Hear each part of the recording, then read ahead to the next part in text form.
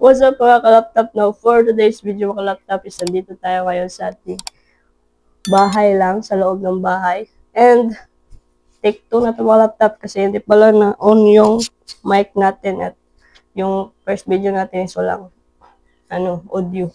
So, ngayon mga laptop, i-update ko kayo sa ating flower horn na matagal ko nang pinapakain ng Okiko, mga 2 months na mga ka-laptop. So, sinabi ko sa last vlog ko na pagbili natin sa Okiko Platinum na pellets nila is mag-update ako after a month kasi gusto ko makita yung resulta niya, resulta ng pellets na yun, kung ano bang maganda ba sa flower horn natin. So, ngayon ipakita ko sa inyo yung flower horn natin mga laptop kasi medyo may lang tayo problema na inano sa ating flower horn. So, ipakita ko sa inyo. No?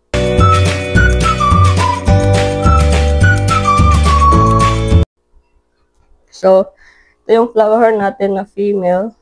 Ito siya, oh. Yan.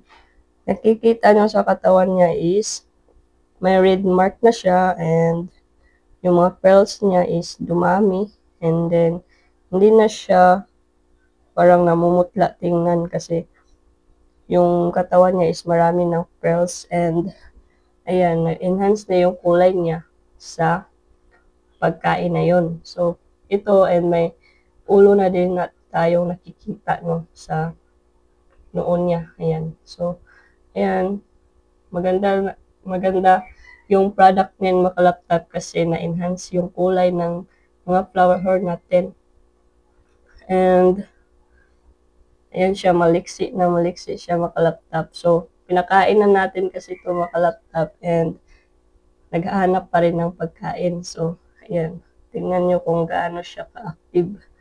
So, ayan. Dito naman sa male natin na flower horn mga laptop is hindi siya lumaki gaya ng female natin na malaki na. So, tingnan nyo yung difference nila. O, di ba? So, dito sa male kasi natin is 2 months na siya, hindi masyadong kumakain mga ka-laptop and ayun, para siyang lumiit. Pero hindi naman gaano kaliit, no? Pero, yun na nga, may pagkain na siya dito, hindi niya lang kinakain. So, sana naman is kumain na to siya mga ka-laptop kasi hindi ko alam kung ano yung gagawin ko nito, no? Hindi naman siya namumutla or hindi naman siya, active pa rin naman siya sa paglalangoy niya. Pero, hindi siya kumakain. So, hindi ko alam kung ano yung sanhi ng hindi niya pagkain, no? Kasi, siguro nag-fasting lang yung flower horn natin. Hindi gaya nito na malakas kumain.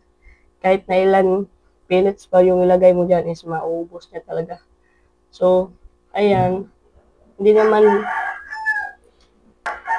naman bad yung hindi niya pagkain makalaptop kasi tingnan nyo sa katawan niya, may pearls naman siya and then yung black sa katawan niya is parang may pattern na talaga siya, no?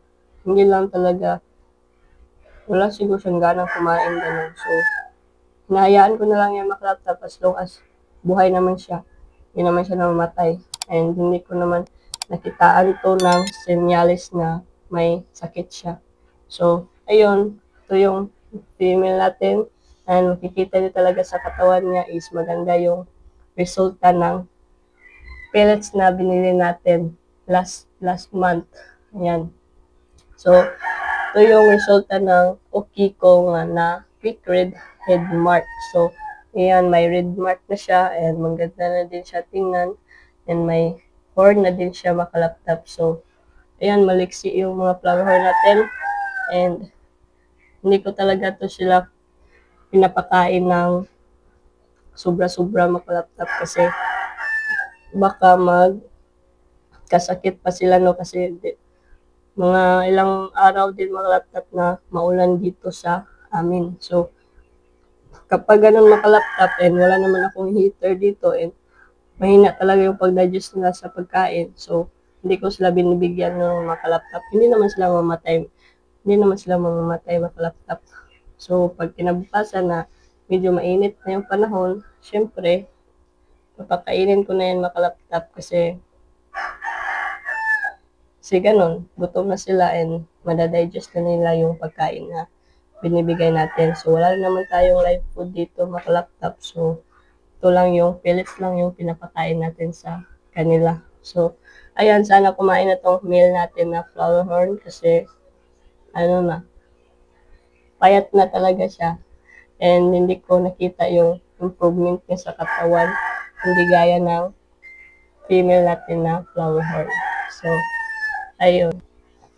So, yun lang mga laptop na. Salamat pala sa panonood. And don't forget to like, share, comment, and subscribe to my channel and click the tiny bell para palagi kang updated sa susunod nating i-upload. So, gusto niyo pa ng mga update na sa gapi, fry natin, sa mga muli, sa mga koi. So, abang-abang kayo sa next vlog natin mga laptop. So, yun lang. Peace out.